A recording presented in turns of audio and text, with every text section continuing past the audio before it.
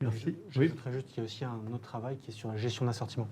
D'accord, c'est par exemple, on a un de nos clients qui est dans une entité qui fait de la recherche là, pour un client dans la cosmétique, qui a donc pour lequel on a planifié dans l'outil justement tout l'assortiment de leurs produits et sur lequel ils ont pu faire des simulations sur justement comment remplacer telle formule qu'on utilise pour fabriquer tel cosmétique, de sorte qu'on puisse utiliser des formules de recherche qui soient plus standardisées et plus éco-responsables. D'accord. Et donc justement, au travers de ce travail de planification et de projection en termes de gestion d'assortiment, ça permet de réduire justement le coût écologique finalement de la gamme de produits qu'ils peuvent distribuer, enfin vendre auprès de leurs différents clients.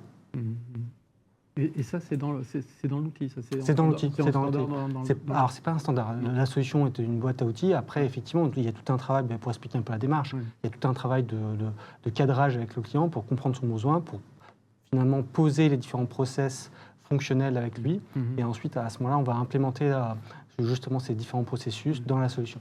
Donc, c'est du spécifique généralement. Après, il y a certains cas qui reviennent plus généralement que d'autres autour de la gestion d'assortiment, du plan de distribution et autres.